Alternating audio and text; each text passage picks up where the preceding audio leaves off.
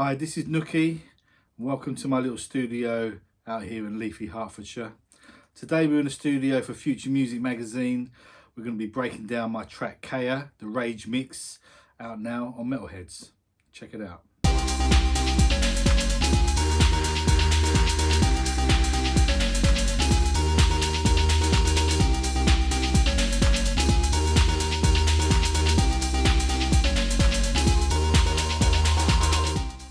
Okay, so a little bit of background on the track Kaeya. It was actually started over 20 years ago with a little Rhodes progression that I made back in the day. And yeah, I kind of forgot about the track. And during lockdown, I went through some of my old projects and found the chord progression. Thought, you know what, it sounds quite nice. Let's work on it and build up a new track. So yeah, I started the chord progression and added some bits and pieces to it. Decided it was going to be kind of like a drum and bass. Back then the tempo was running about 155 BPM, so it was going to be kind of drum and bass tempo. I've done another version that was more up to date, 170 BPM version, and yeah, I sent it off to Goldie. And he wanted a Rage mix. So Rage was a club night that we used to go to back in the day. Every Thursday, Fabio and Grooverider used to be residents there. And yeah, Goldie asked for a kind of reminiscence to the old Rage days. So I've done like a 127 BPM version. And this is the track that I'm going to be showing you today. It's out now on Metalheadz, so yeah, big shout out to Goldie and to Ant. I'm going to be breaking down the track kind of track by track or channel by channel, so you get an idea of how I kind of work. So this mix has a lot of the Roland 909 influence in it. It's actually taken from the Roland TR-8S, which is just here. I don't know if you can see it, it's out of shot. But yeah, it's got all the kind of authentic 909 kicks, the hats, the snare, the claps. On this track here, I actually used two kicks. So I'm just going to solo it. So as you can see, there's two kick drums. The first one is more of a fuller, rounder 909 kick, and the second one is very, very subtle, but it just deals with kind of the mid-range and the high ends. Also on all my channels, I use the Soft Tube Console 1. I absolutely love it. It's basically the easy way to get into some SSL 4000 sound quality into your tracks. So I always run a low pass on all my channels. Just kind of makes it a bit more cleaner, gets rid of the low end kind of dirtiness.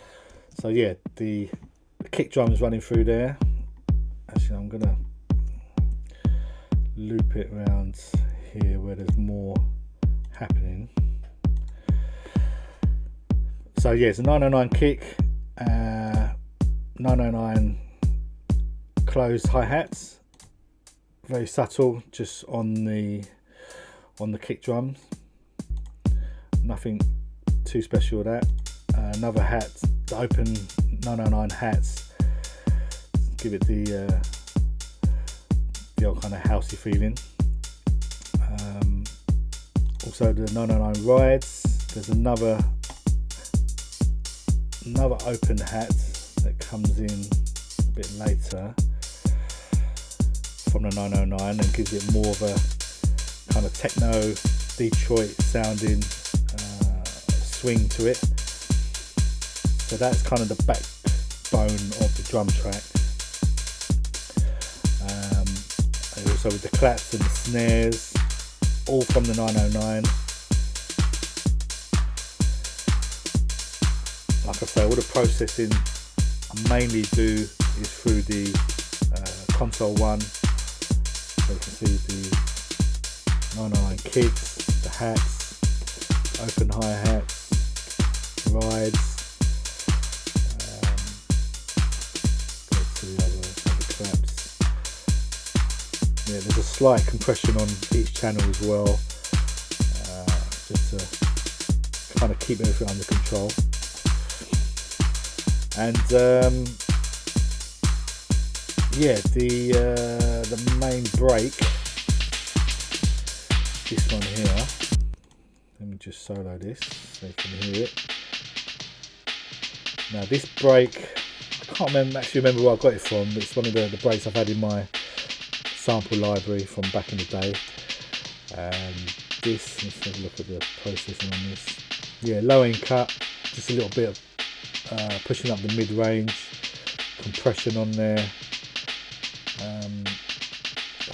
Yeah, this break was always meant to complement all the other drums that's going on. So it was never intended to be on its own. So the EQing on the break was very kind of mid-range and top end, and the kick drum was dealing with the kind of bottom end and the drive of the track. So there are the drums and the percussion. I mean, if you look at the arrangement, it's quite a simple arrangement. I don't tend to use too many plugins, and I try not to go overcomplicate things. I try and kind of stick with the vibe, as they say.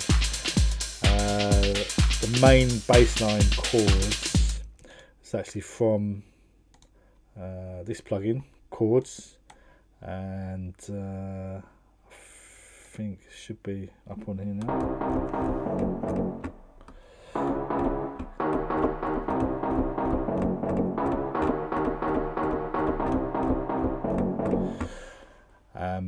So yeah, that's where I got the main kind of Reese type of bass sound.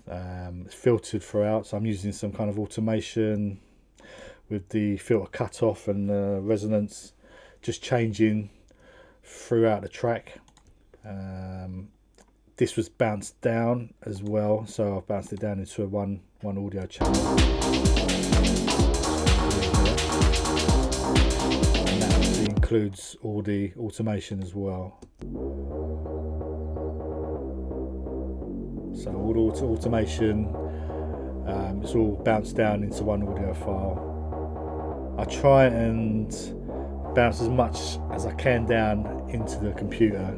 It just makes it much easier when you're going back into the project. Obviously, like back in the day, we didn't have this technology, so we would have to kind of remember the settings of the mixer, and it was a nightmare when you went back in 2 weeks later trying to remember all the settings.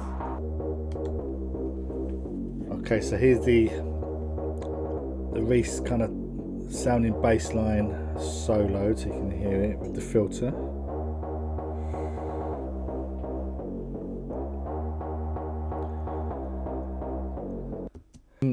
Right, next on to the vocals. Now the vocals is a vocal sample.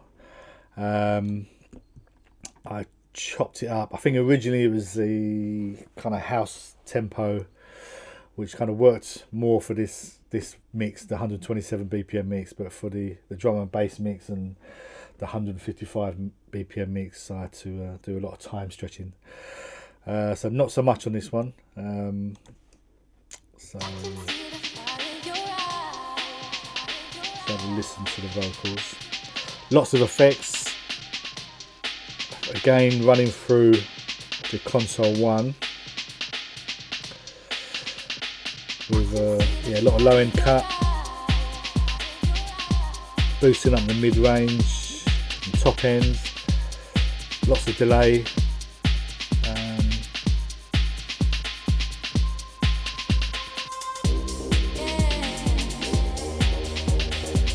Yeah, kind of repetitive vocal sample stabs coming in.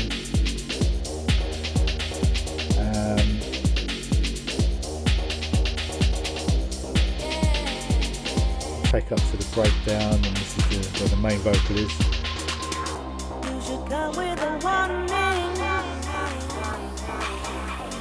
I actually done something a little bit clever here. I've kind of put a delay on it, but I thought I would change the pitch on each delay. So I done a pitch shift on each of these. So we've got the first one sounding like this. You should come with a warning.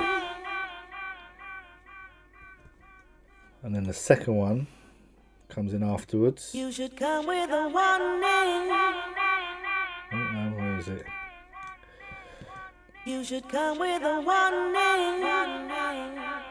So that one's pitched down slightly. I think it was about 3 notes, 3 semitones, I do believe. And then you got the last one. You should come with a warning. Just to give it a kind of nice little vocal effect. Rolls with the breaks quite nicely.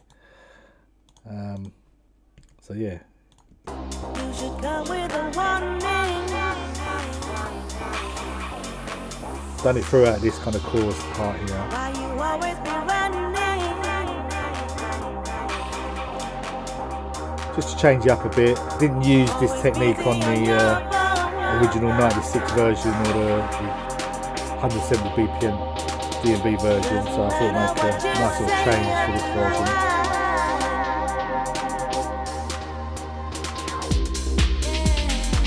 And then when it kicks in, there is a sub bass that rides underneath the Reese bass line sound. So it plays exactly the same notes just to give it that bottom end. So at the moment it's the sub bass and the Reese bass line. If I mute the Reese bass line, hopefully you can hear it. It's just the bottom end, and I think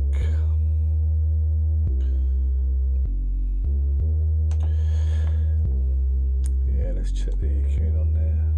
Yeah, it's pretty flat, compressed. I think we'll put a sidechain on there as well. Yeah, so sidechain with the kick drum,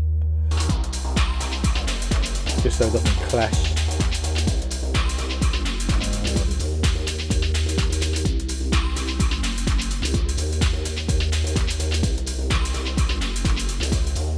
Yeah, so it rolls quite nicely with that. There's a little atmosphere kind of string sound that comes in underneath the vocals, automated with a volume change, so it just goes up slightly.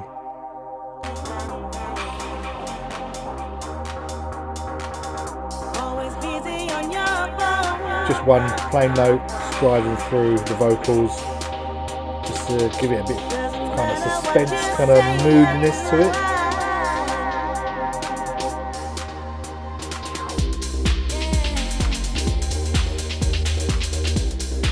And that repeats in the other chorus part here.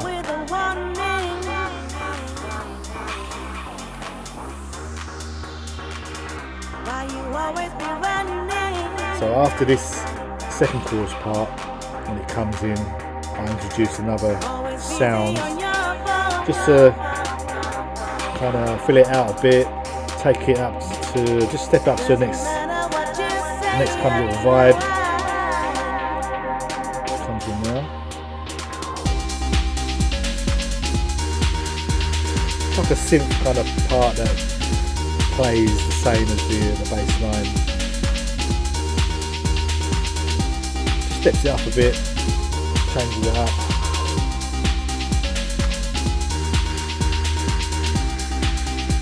And then there's another sound that comes in near the end, which is kind of arpeggiated sound.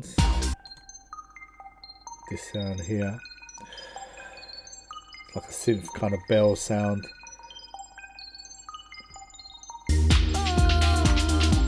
Just rides nicely on top of everything, I think.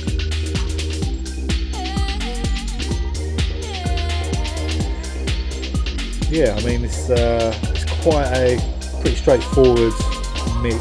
It actually originally this actual tune originally was going to be part of my binary state, my techno project that I'm working on, and yeah, so when I first produced this version, obviously it didn't have any vocals on there, it was all instrumental, and then when Goldie asked me for a new mix, a rage mix, I thought, yeah, the vocals could work on here, and it just fit on here perfectly. Yeah, as they say, the rest is history.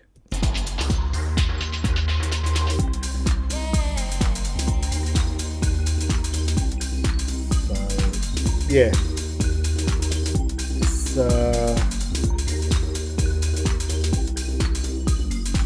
that's my rage mix of my tune Kaeya, which is out on Metalheadz.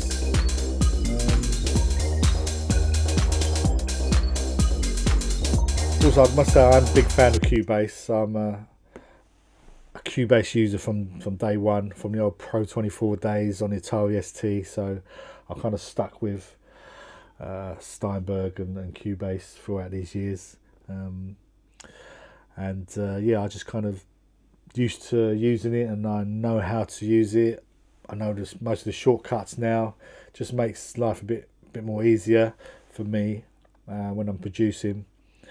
And I can kind of concentrate more on the ideas as opposed to the technology side of things, which I find can be a pitfall sometimes with all this technology, especially with the software side of things. It can be very easy just to get caught up on, getting a new piece of software and it all looks fancy and everything, when it should really be more about the music and the ideas and how you use things.